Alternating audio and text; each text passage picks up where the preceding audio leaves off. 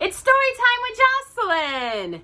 And it's kind of a crazy morning here on Tuesday because this week we have to do our video a little early to post for Friday because we got a busy week. Jocelyn's got doctor's appointments all this week and we work Thursday and Friday at the church. So I woke up, my hair's a mess. I've got my Chuck Norris doing push-ups t-shirt on. Jocelyn's got her pajamas can't be an angel kind of t-shirt on. So we're gonna do this even though my hair is a mess. So this week's feature story we're going to be reading is The Velveteen Rabbit. Now, it's a little iffy, but this is the original text by Margery Williams and the original art by William Nicholson. But when you're looking at it, it's correct. But when I look at it, it is not. Because in the original book, the rabbit is the other way. But when you're looking at it, because it's backwards, it's correct. So, it's right. So, we're going to be reading this today. I hope y'all really enjoy it. I haven't read it in years, so I'm kind of very excited.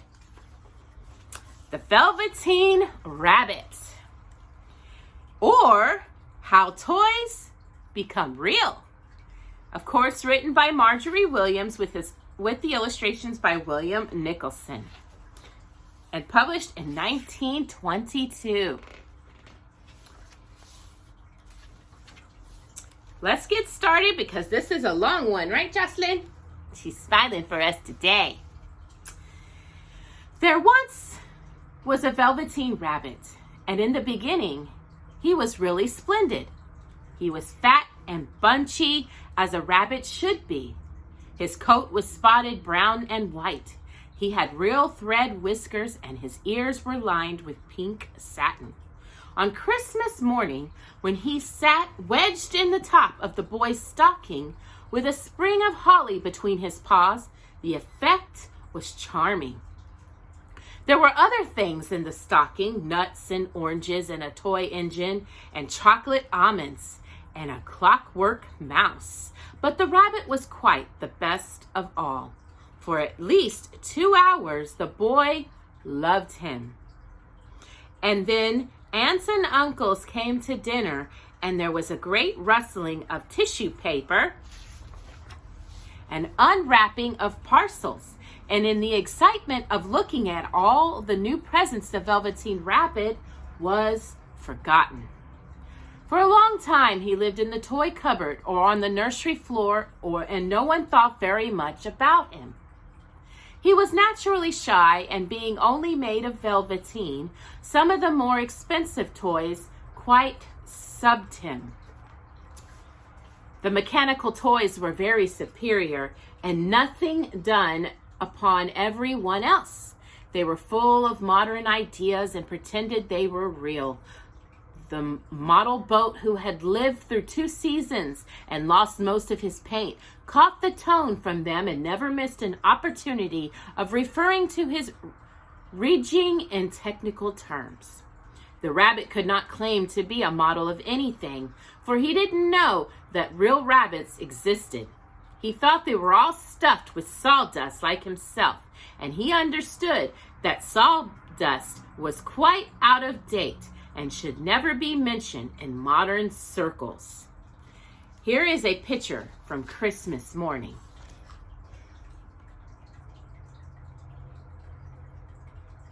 Now, Jocelyn has a bunny around here. I think I see it. So let me grab it real quick. Woo. Here we go. A bunny! So this is Jocelyn's bunny, which should have joined us for today's video. So I'm glad it was around. I think it knew that we needed it. It's not, of course, velveteen, right, Jocelyn? But it's super soft. And it's one of her favorites. So we're gonna, I took some, it had clothes on. It was from Build-A-Bear, but it looks better without clothes. Honestly, I like it better without it. So that is Jocelyn's bunny, so he'll join us for the rest of the video. So even Timothy had jointed wooden lion who was made by the disabled soldiers and should have had broader views, put on airs, and pretended he was connected with government. Between them all, the poor little rabbit was made to feel himself very insufficient and commonplace. And the only person who was kind to him at all was the skin horse. The skin horse had lived longer in the nursery than any of the others. He was so old that his brown coat was bald in patches and showed the seams underneath. And most of the hairs in his tail had been pulled out of the string bead necklaces, Jocelyn. He was wise, very wise, for he had seen a long succession of mechanical toys arrive to boast and swagger, and by break their main springs and pass away. And he knew that they were only toys and would never turn into anything else. For nursery magic is very strange and wonderful, and only those playthings that are old and wise and experienced like the skin horse understand all about it. This is giving me a little Toy Story vibe. What do you think? Jocelyn agrees. What is real? Asked the rabbit one day when they were lying side by side near the nursery fender before Nana came to tidy the room. Does it mean living things that buzz inside you and stick out handle? Real isn't how you are made, said the skin horse. It's a thing that happens to you when a child loves you for a long, long time, not just to play with, but really loves you, then you become real. Jocelyn's teddy bear Jopa is one of the real things to Jocelyn in this room. Does it hurt? Asked the rabbit. Sometimes, said the skin horse, for he is always truthful. When you are real, you don't mind being hurt. Does it happen all at once, like being wound up? He asked. Or bit by bit? It doesn't happen all at once, said the skin horse. You become. It takes a long time. That's why it doesn't often happen to people who break easily or have sharp edges or who have to be carefully kept. Generally, by the time you, excuse me, Jocelyn, by the time you are real, most of your hair has been loved off and your eyes drop out and you get loose in the joints and very shabby. Here is a picture of the skin horse telling his story.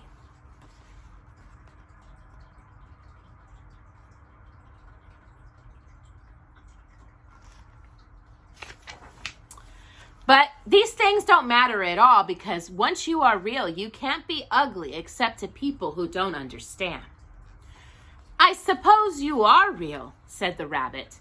Then he wished he had not said it, for he thought the skin horse might be sensitive. But the skin horse only smiled, Jocelyn. The boy's uncle made me real, he said. That was a great many years ago. But once you are real, you can't become unreal again. It lasts for always. The rabbit sighed. He thought it would be a long time before this magic called real happened to him. He longed to become real, to know what it felt like, and yet the idea of growing shabby and losing his eyes and whiskers was rather sad. He wished that he could become it without those uncomfortable things happening to him. There was a person called Nana who ruled the nursery. Sometimes she took no notice of the playthings lying about, and sometimes for no reason whatsoever, she went swooping about like a great wind and hustled them away in cupboards. She called this tidying up. And the playthings all hated it, especially the tin ones. The rabbit didn't mind it so much, for whenever he was thrown, he came down soft. One evening when the boy was going to bed, he couldn't find the china dog that always slept with him. Nana was in a hurry, and it was too much trouble to hunt for china dolls at bedtime, so she simply looked about her, and seeing that the toy cupboard door stood open, she made a swoop. "Here," she said, "take your old bunny. He'll do to sleep with you."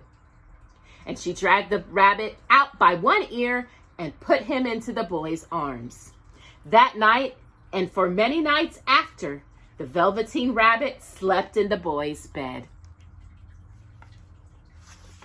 At first, he found it rather uncomfortable, for the boy hugged him very tight, and sometimes he rolled over on him. And sometimes he pushed him so far under the pillow that the rabbit could scarcely breathe. Jocelyn can do that to her teddy. Do you hurt Jopa, mamas? Sometimes. He missed it too, those long moonlight hours in the nursery when all the house was quiet and his talks with the skin horse. But very soon he grew to like it, for the boy used to talk to him and made him nice tunnels for him under the bedclothes that he said were like the barrels the real rabbits lived in. And they had splendid games together in whispers when Nana had gone away to her supper and left the night light burning on in the mantelpiece. And when the boy dropped off to sleep, the rabbit could snuggle down close under his little warm chin and dream, with the boy's hands clasped close round him all night long. Here is the Velveteen Rabbit during the springtime, which you'll recognize as the cover of the book. Now, like I said, in the original text, I think it's backwards, which is the way you're seeing it now. But when I look at it, right, Jocelyn, it don't look the way the original book looks. And so, time went on, and the little rabbit was very happy. So happy that he never noticed how beautiful his velveteen fur was, getting shabbier and shabbier, and his tail coming unsewn, and all the pink rubbed off his nose where the boy had kissed him. Spring came, and they had long days in the garden, for whenever the boy went, the rabbit went too. He had rides in the wheelbarrow and the picnics on the grass, and lovey-flary hunts built for him under the raspberry canes behind the flower border. And once, Jocelyn, when the boy was called away suddenly to go out to tea, the rabbit was left out on the lawn until long after dusk, and Nana had to come and look for him with the candle because the boy couldn't go to sleep unless he was there. He was wet through the dew and quite earthly from diving into the barrels the boy had made for him in the flower bed, and Nana grumbled as she rubbed him off with the corner of her apron. "You must have your old bunny," she said. "Fancy all that fuss for a toy." The boy sat up in bed and stretched out his hands. "Give me my bunny," he said. "You mustn't say that. He isn't a toy. He's real." When the little rabbit heard that, he was happy, for he knew that what the skin horse had said was true at last. The nursery magic had happened to him, and he was a toy no longer. He was real. The boy himself had said it. That night, he was almost too happy to sleep, and so much love stirred in his little sawdust heart that it almost burst. And into his blue boot button eyes that had long ago lost their polish, there came a look of wisdom and beauty, so that even Nana noticed it the next morning when she picked him up and said, "I declare, if that old bunny hasn't got quite a knowing expression." That was a wonderful summer. Near the house where they lived, there was a wood, and in the long June evenings, the boy liked to go there after tea to play. He took the Velveteen Rabbit with him, and before he wandered off to pick flowers or play brygrands among the trees, he always made the rabbit a little nest somewhere among the bracken where he could be quite cozy, for he was a kind-hearted little boy and he liked Bunny to be comfortable. Here is a picture of the summer days.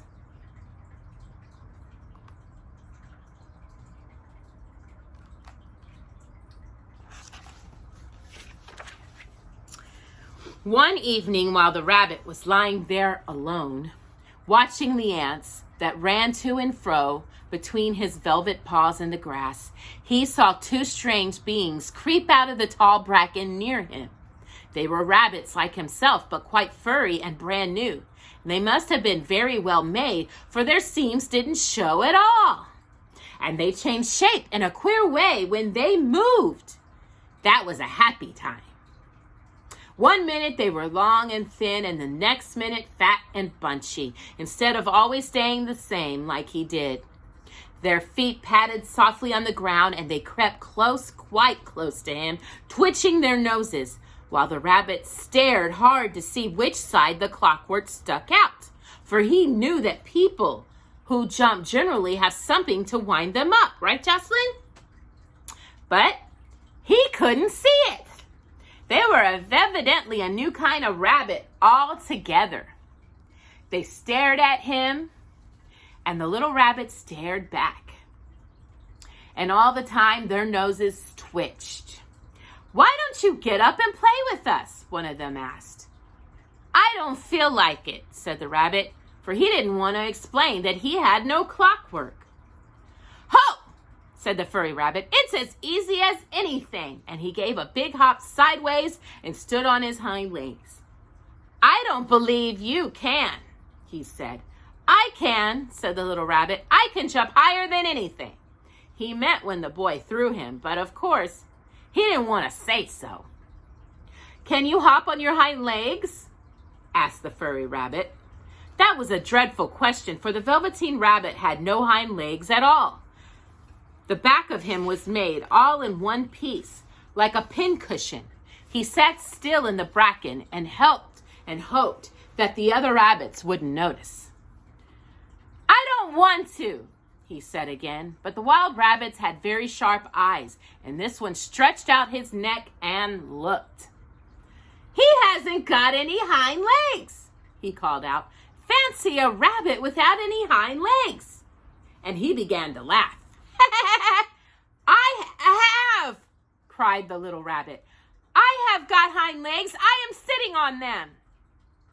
"Then stretch them out and show me like this," said the wild rabbit, and he began to whirl around and dance till the little rabbit got quite dizzy.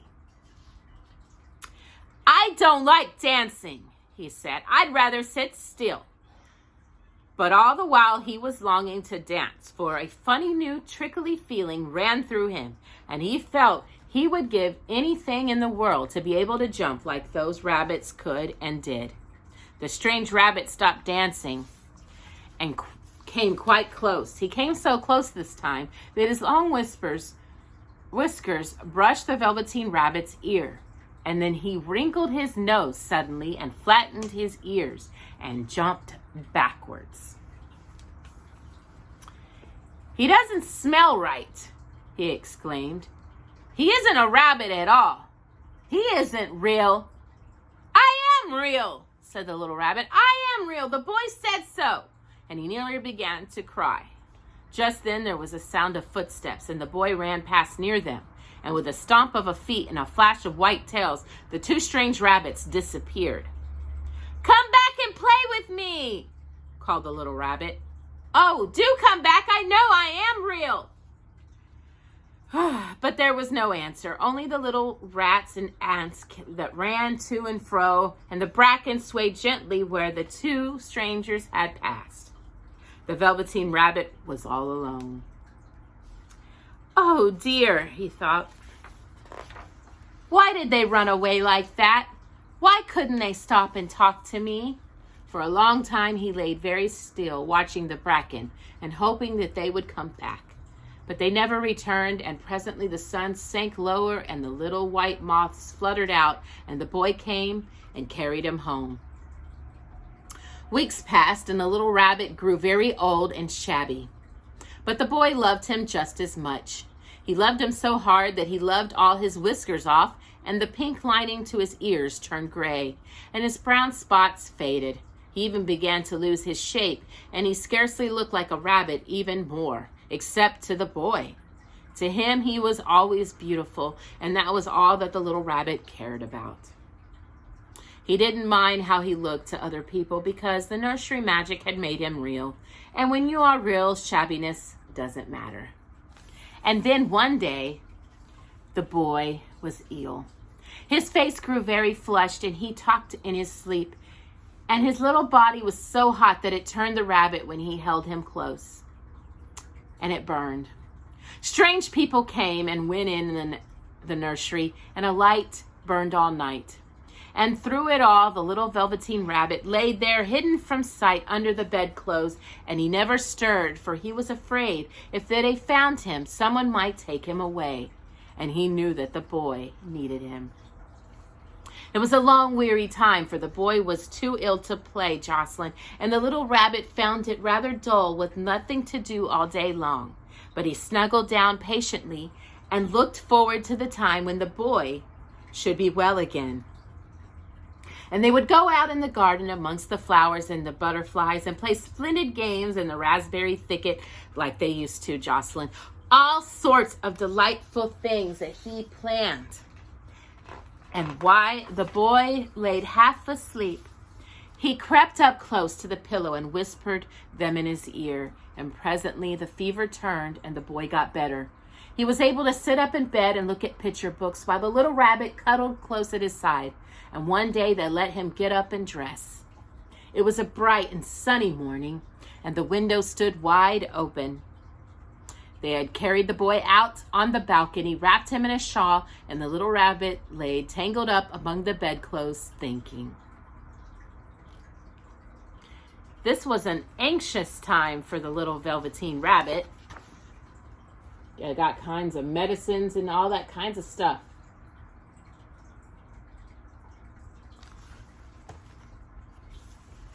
The boy was going to the seaside tomorrow. Everything was arranged, and now it only remained to carry out the doctor's orders. They talked about it all while the little rabbit laid under the bedclothes with just his head peeping out and listening. The room was to be disinfected, and all the books and toys that the boy had played with in bed must be burnt. Hooray! Thought the little rabbit.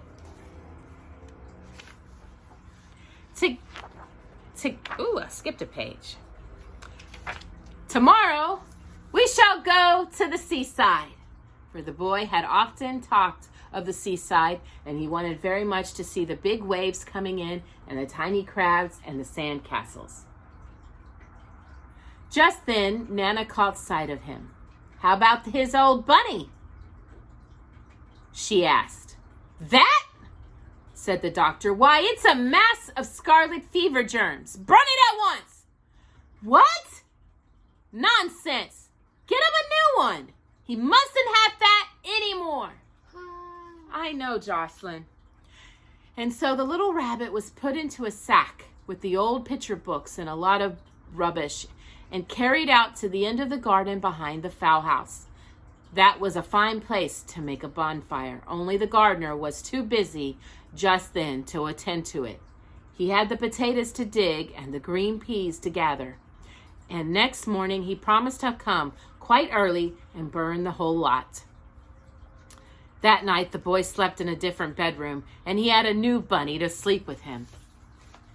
It was a splendid bunny, all white plush with real glass eyes.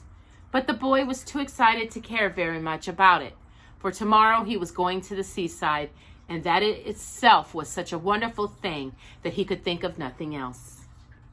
And while the boy was asleep, dreaming of the seaside, the little rabbit lay among the old picture books in the corner behind the fowl house, and he felt very lonely.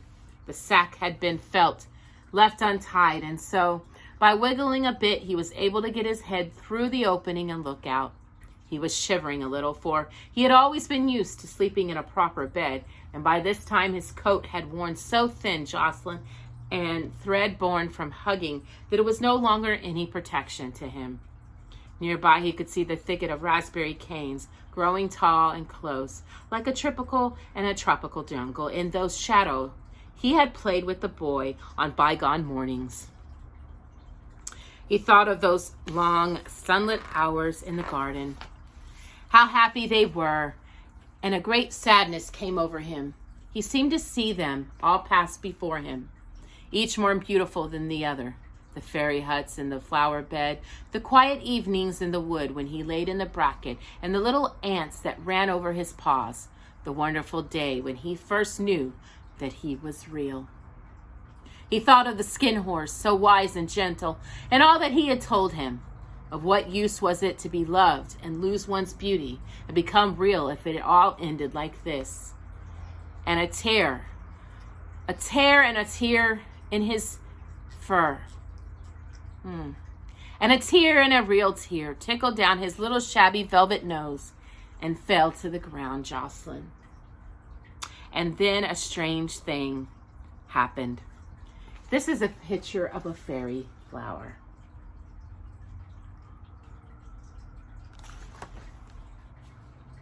For where the tear had fallen, a flower grew out of the ground, a mysterious flower. Not at all like any of that grew in the garden. It had slender green leaves the color of emeralds, and the center of the leaves a blossom like a golden cup. It was so beautiful that the little rabbit forgot to cry and just laid there watching it. And presently the blossom opened, and out of it there stepped a fairy.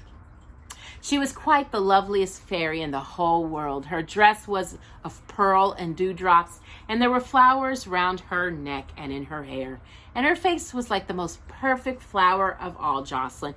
And she came close to the little rabbit and gathered him up in her arms and kissed him on his velveteen nose that was all damp from crying. "Little rabbit," she said, "don't you know who I am?" The rabbit looked up at her, and it seemed to him that he had seen her face before, but he couldn't think where. "I am the nursery magic fairy," she said. "I take care of all the playthings that the children have loved. When they are old and worn out and the children don't need them anymore, then I come and take them away with me and turn them into real." "Wasn't I real before?" asked the little rabbit. "You were real to the boy," the fairy said, "because he loved you. Now you shall be real to everyone." And she held the little rabbit close in her arms and flew with him into the wood. It was light now, for the moon had risen. All the forest was beautiful, and the fronds of the bracken shone like forested silver. In the open glade between the tree trunks, the wild rabbits danced with their shadows on the velvet grass. But when they saw the fairy, they all stopped dancing and stood round in a ring to stare at her. "I've brought you a new playfellow," the fairy said. "You must be very kind to him and teach him all he needs to know in Rabbitland, for he is going to live with you forever and ever." And she kissed the little rabbit again and put him down on the grass. "Run and play, little rabbit," she said. And this is a picture of the rabbit and his rabbit friends. At last, at last.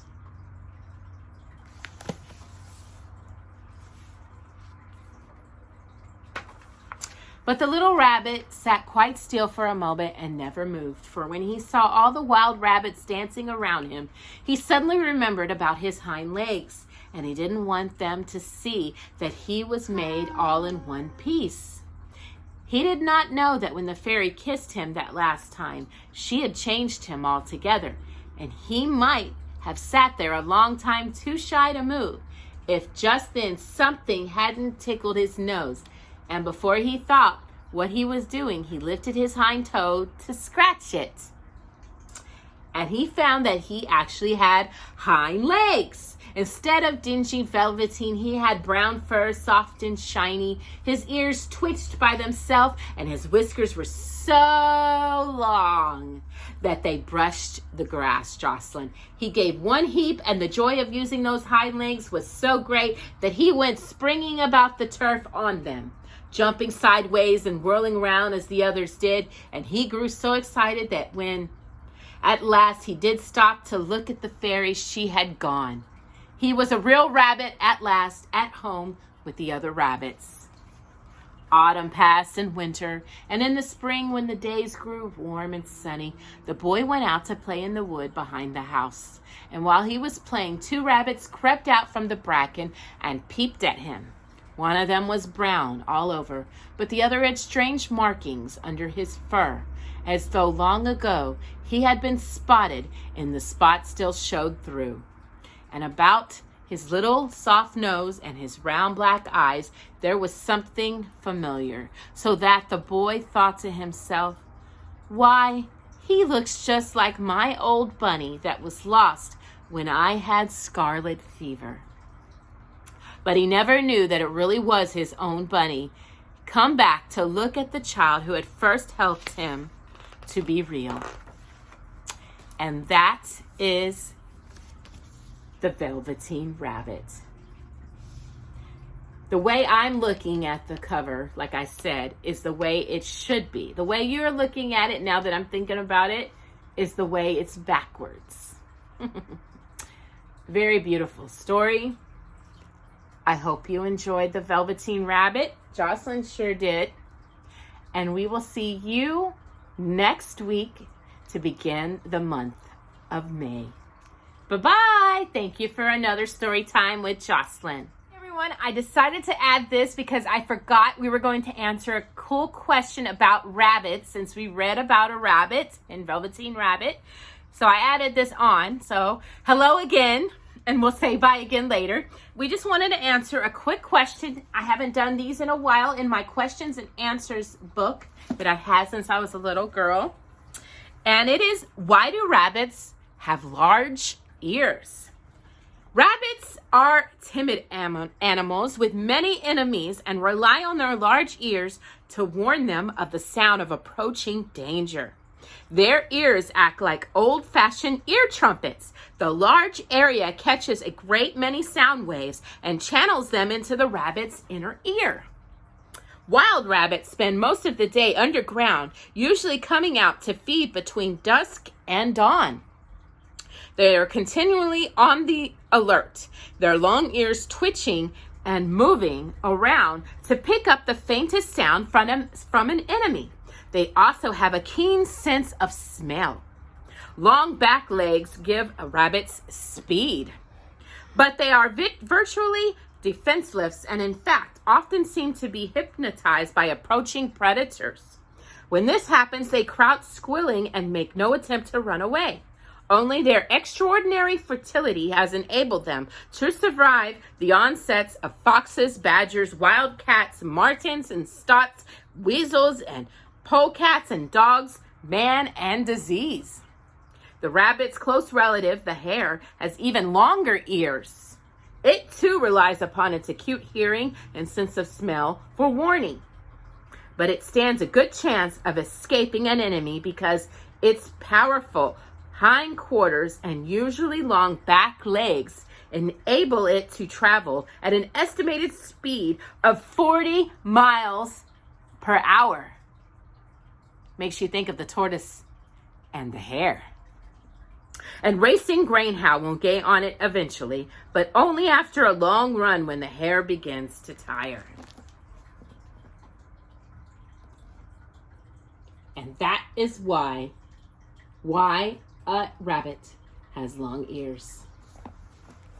So, I hope y'all enjoyed that. I'm sorry I came back to let you know because I had the question and I had forgotten about why rabbits have long ears. So I hope you learned something and we'll see you again next week. Bye-bye.